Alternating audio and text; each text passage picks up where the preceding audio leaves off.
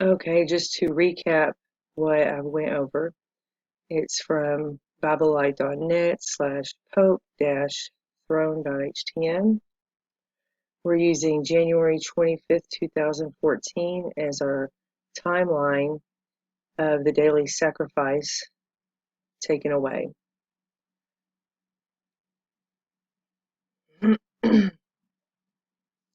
Okay, and Daniel 12:11 through 12, and the time that the daily sacrifice should be taken away, and the abomination, make it desolate set up, that should be 1,290 days.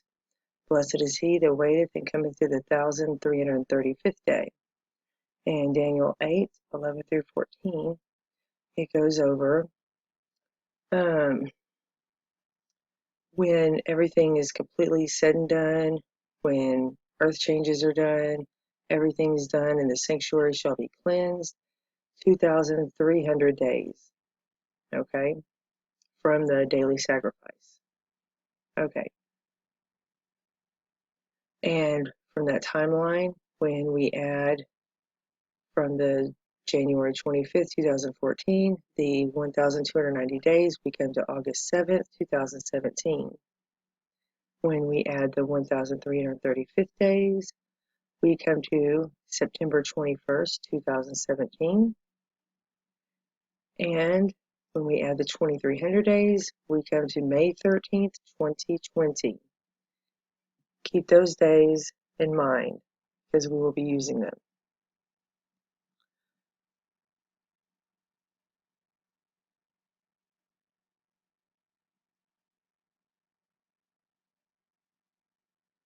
Using Stellarium, we have the Revelation 12:1 sign, also on Feast of Trumpets 2017, September 23rd.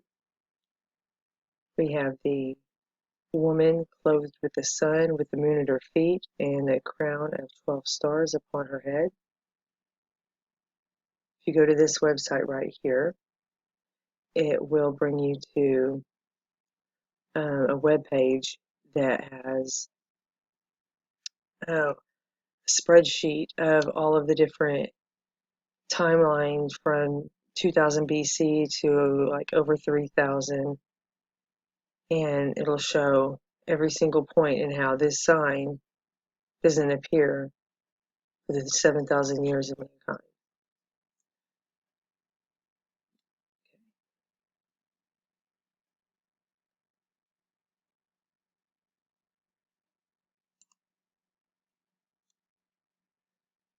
Okay, now we're looking at Revelation 9.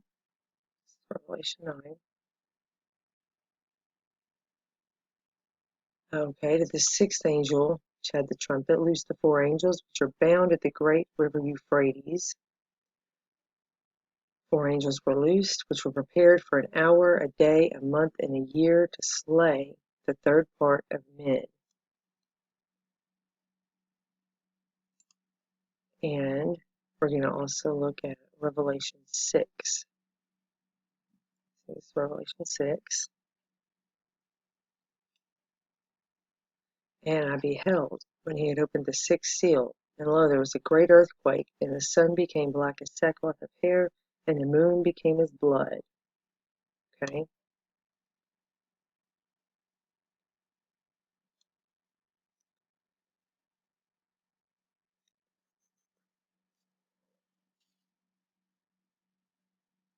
All right.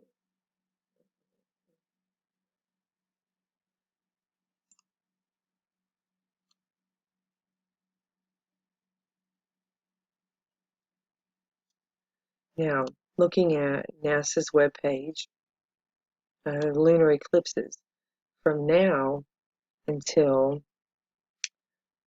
the seventh seal, seventh trumpet, which is the Revelation 12:1 sign, September 23rd, 2017. From now until then, we have two blood moons. So we have two possibilities for the sixth seal, sixth trumpet time frame of the lunar eclipse. We're looking at February 11th, 2017, and August 7th, 2017. So one of those 2 dates will be when 1/3 of man dies from the sixth seal, sixth trumpet. Now, when we go and test those dates out, go ahead and test out the first one from the clues the Bible gave us, which is subtracting a day, a month, and a year. We're going off 360 days in a year, which is how many days were in a year originally, how God had intended it, and it scheduled it and arranged it before we had changed it to the 365 days a year. And we come to January 16th, 2016. Okay.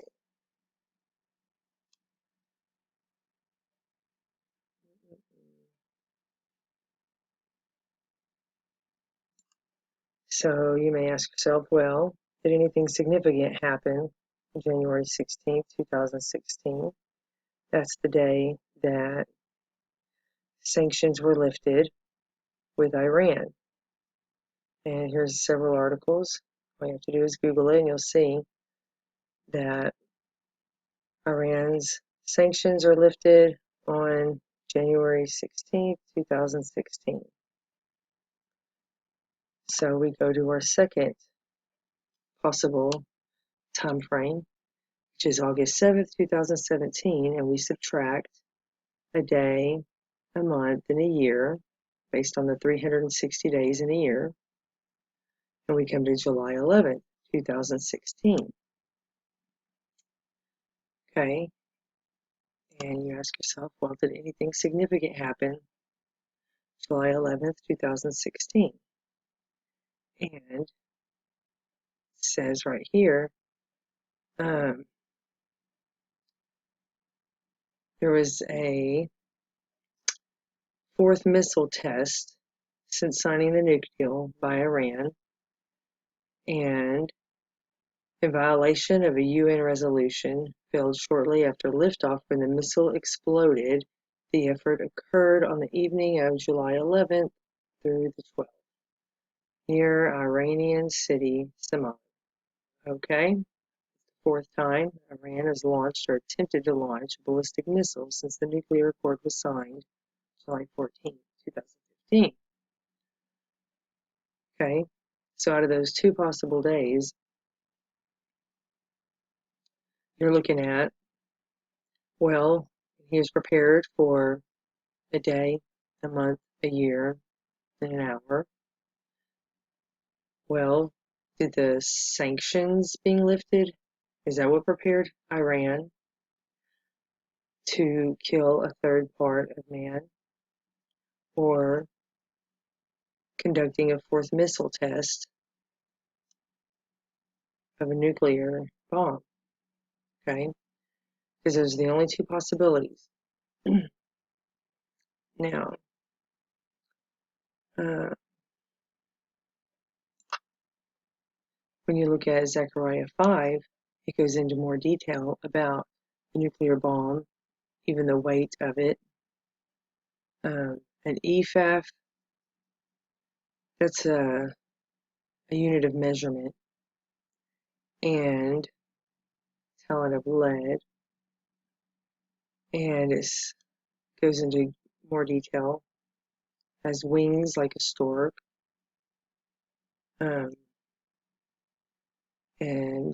they asked where is it from, and it is built in a house in the land of Shinar, and it shall be established and set there upon her own base. And if you look at a map of where Shinar is, in reference to this event, it actually shows Iran. This area right here is Iran. So Shinar is Iran. Now, let me see. Also, if you take the two dates, the date of the abomination of desolation also is the same date as the sixth seal and sixth trumpet, that August 7th, 2017. And the 2300th day, when God said, sanctuary be cleansed, that means all the earth changes, everything is said and done. And if you make it to this date, pretty much you're good. Because, the wrath of the devil, the wrath of God, everything is completely done. The reset button's been hit, and officially, starting a new era, the 1,000-year millennium. But definitely, I'm not saying that's the date the 1,000-year millennium begins, but God said that everything would be done by this date. So I take the time duration between these two dates, and it's 1,010 days, 10:10. Also, it's 144 weeks. Okay.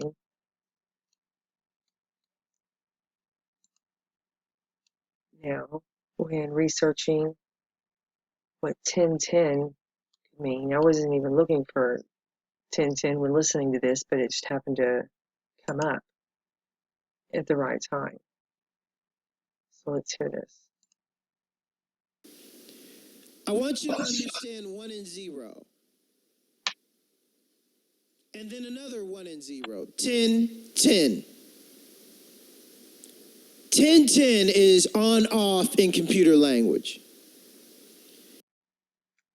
Okay. 10:10 is on off in computer language when looking at the binary code and the algorithms. Okay. And so that's pretty much like the reset button, on off. And that pretty much describes what'll be happening when 1/3 of mankind dies, nuclear war begins, and nukes are set off. On, off. The 2300th day. Okay. So I'm going to play a clip of John Titor that gives more detail about all the details of what's going to happen and where. And he is a time traveler.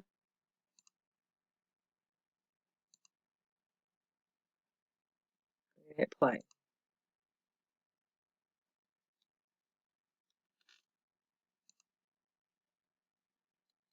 In the book, how World War III starts in very accurate detail.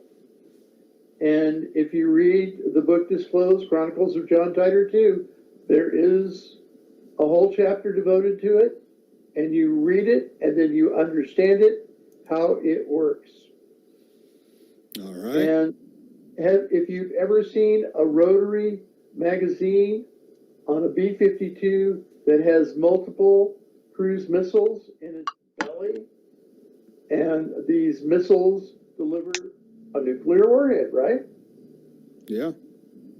So they jam the radar, they get to target, and they loose the cruise missiles, then turn around and head for home or another base that they think might still be there, right? Sure. And so you could take what was MH370? Was it the biggest passenger plane around?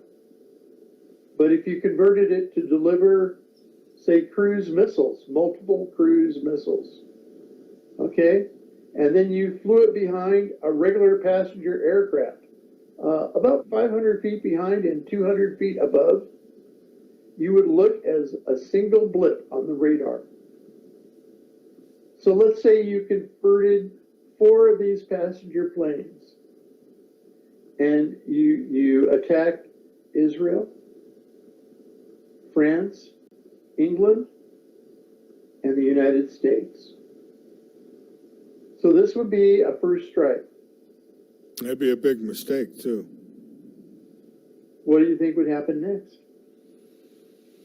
I think everybody's getting involved at that point. I think if one nuclear missile was to be launched, I think I think that's all it would take. You have to understand that we're dealing with Iranians, and they do this, and the issue is, okay, we make this very clear, the Republican Guards do this because they believe that even if they lose, they're going to go to paradise and have 37 virgins, right? Well, yeah. And the Ayatollah Khomeini has told them that they are the chosen of God, and all else are infidels. Well, I hope God pulls a big trick on them, and when they go up thinking they're going to get all these virgin females, that they actually end up with virgin men.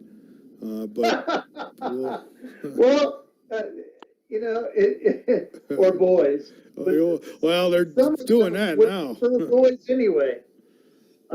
It's, you know, it's a sad commentary, but in the book, that's how it starts. Yeah. All right. So he's saying Israel, France, England, and US, all four of those, are going to be attacked and have a nuclear bomb dropped on them. They get away with it by having their plane piggyback behind another plane so many feet behind and above to where it only shows as one blip on the radar. Okay, and that's how they end up getting away with that. I have another clip.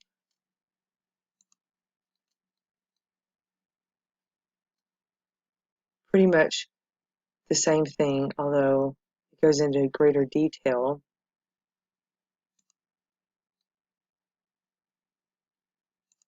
That there had been this attack, and the book says it was an attack from Iran backed by Russia against Tel Aviv, Paris, London, and Washington, D.C., and that all four of those cities were destroyed on first strikes. Is that correct? Yes. What is your perspective on that timeline now as we speak, September 8th, 2016? Okay, this is also an interview with John Titor, and that's just a short clip with him confirming the more specifics. Instead of saying Israel, France, England, and US, it's London, Paris, Tel Aviv, and Washington, D.C. Okay, and I'm going to another part of it.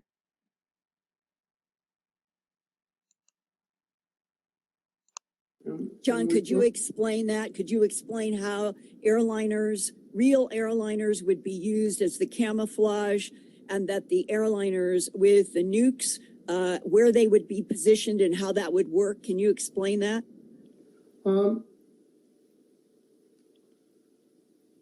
Basically, you could take a passenger aircraft, a rather large one. What is a 777? That would be big enough, and you could convert it to carry missiles with warheads. And then if they fly a couple hundred feet above and about 100 to 150 feet behind a passenger aircraft in what is normal travel lanes to those countries that were first taken out, both aircraft appear as one blip on the radar. And this goes back to after 9/11, we wanted to have improved transponders placed on aircraft so that we could locate them in a terrorist situation. And the Congress of the United States failed to fund that project. Well, I'd like to go back to the... Okay. Okay, so he says the same thing. The aircraft's going to piggyback, and that's going to make it show as only one plane on the radar flying behind and above the original plane that's on radar, and they're not going to show up. Now, I have here is, let's see,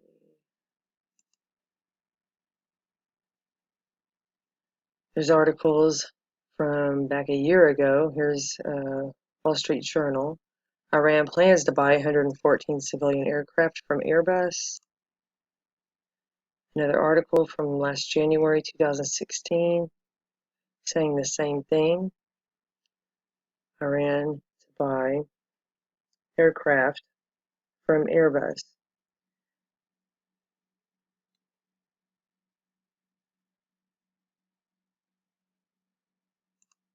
And if we go recently here to December 2016, recently here, there's articles all throughout, just typing it in a search bar. Boeing aircraft deal with Iran.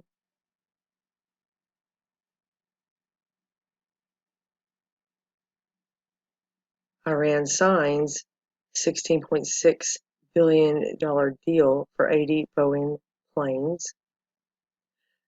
Iran says it's getting planes at half the price from Boeing. Okay.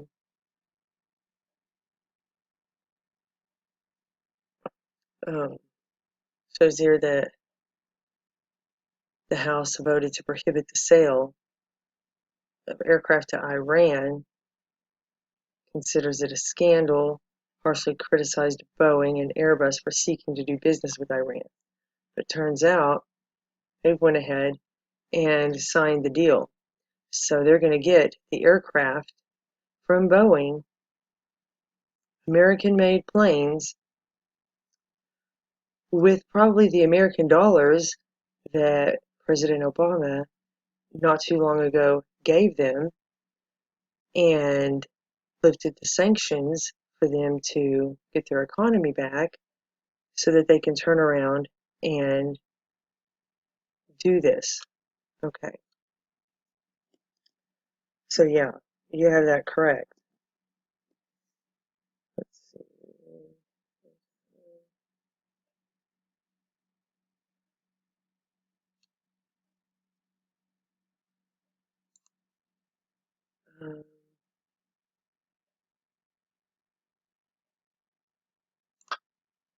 Now, Ezekiel 38. Okay.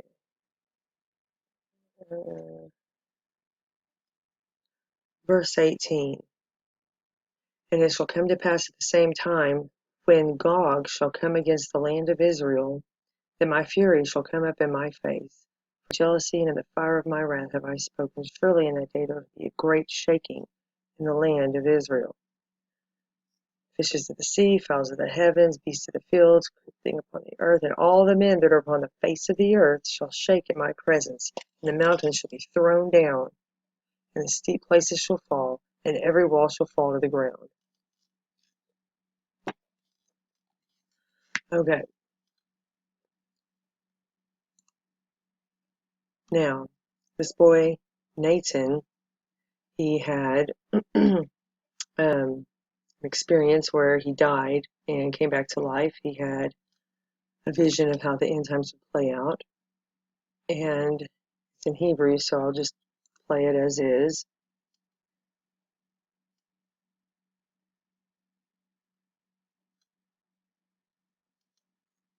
The whole world will be involved in this war against the nation of Israel, and everyone will fight.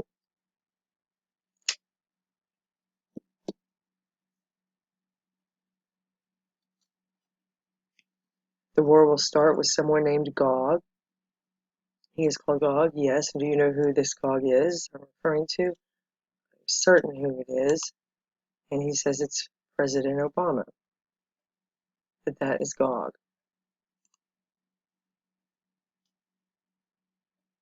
He will start Gog and Magog. He will be the one to start the war. And he will bring his whole army and start war here.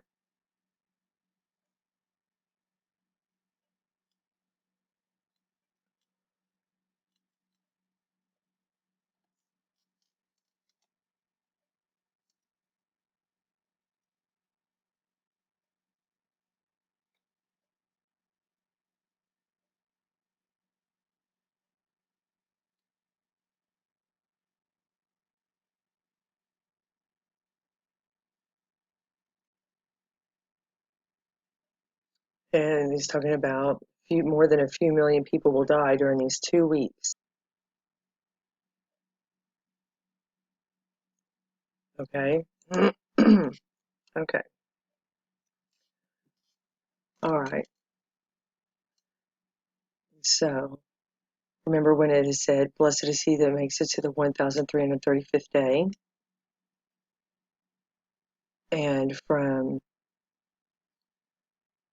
August 7th to August 21st is exactly 2 weeks. When potassium iodide, it is a 2-week dose. And everyone will die within 2 weeks based on nuclear gamma rays.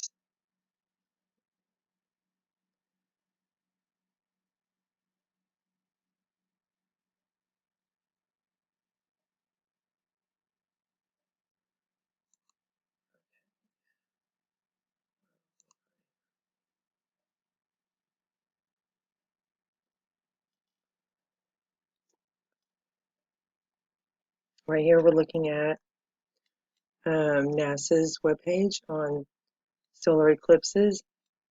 There is a total solar eclipse August 21st, 2017.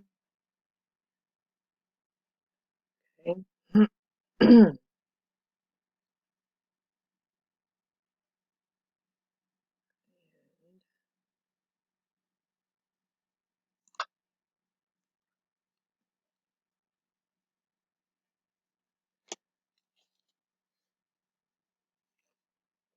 It will be visible from the US, and the maximum point of the eclipse will be in Kentucky. Okay. And 1820 UTC is 1220 Central Standard Time, which is in the time zone of that location.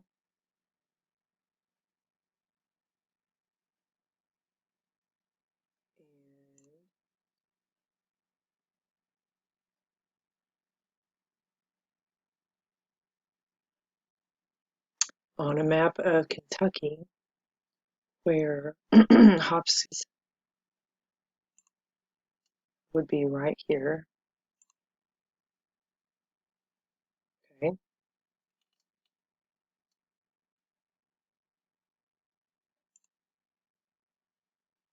And more pictures of map from the total solar eclipse.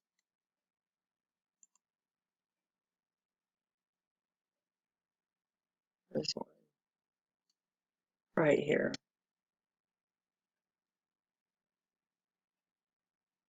Okay. See if I can get one more with Kentucky.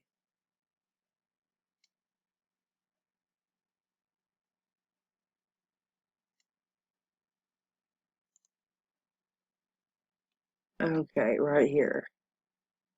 And where that black point is where it reaches its peak. Right there. Now, if we look at an image of the New Madrid fault line map,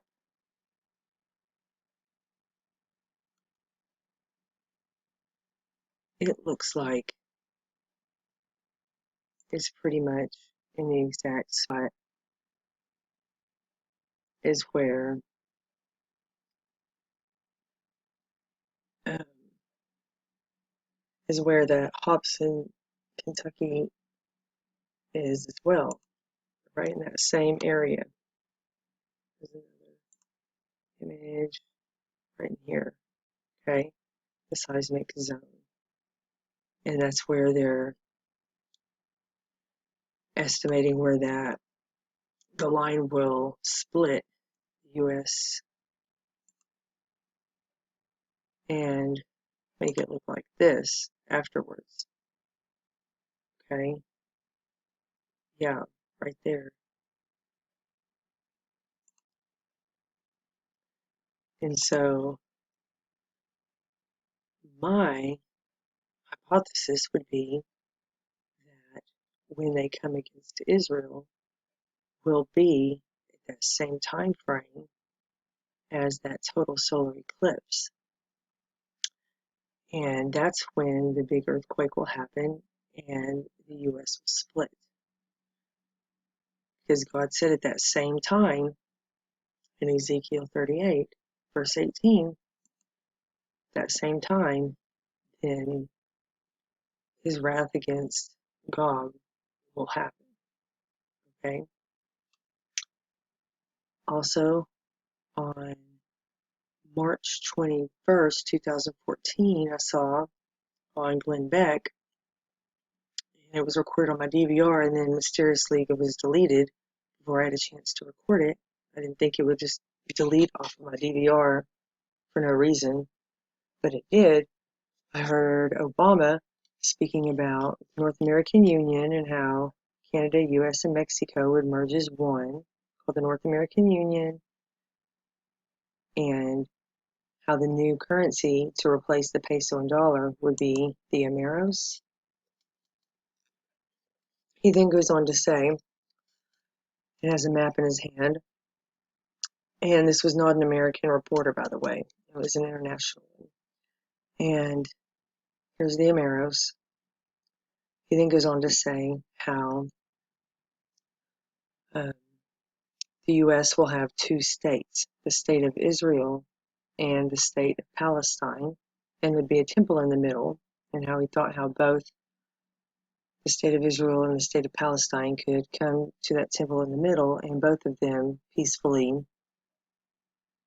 pray and worship there.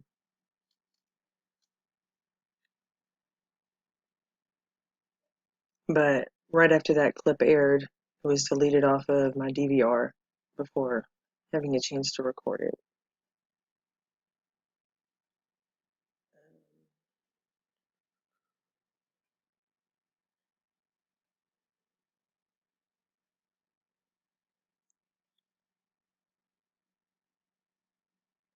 Also,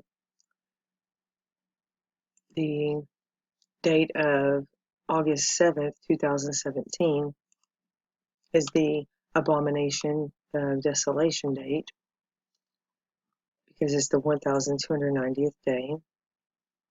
And if you say slowly, abomination, a bomb in nation, and it just so happens to be the sixth seal and sixth trumpet, and we have John Teeter coming back telling us Tel Aviv and Washington and London and France are going to be bombed with nuclear bombs, and how they get away with it on the radar by piggybacking off of another aircraft right before them. A bomb in nation, a bomb in nation. And you think God's trying to tell us something there, since it just so happens to be the same date that we can figure from all of God's clues in the Bible of how, he was prepared for a day, a month, and a year, an hour. And so really, we could probably pinpoint this down to the hour as to when this is going to happen. But yeah, so the 1,290 days, August 7th, 2017.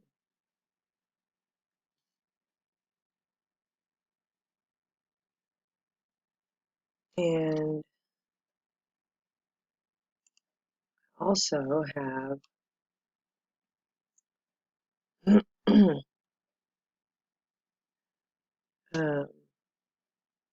Al Bielek, a little clip from him that I will share that goes over what the earth changes look like when he came back from being in the year 2137. I'll play that.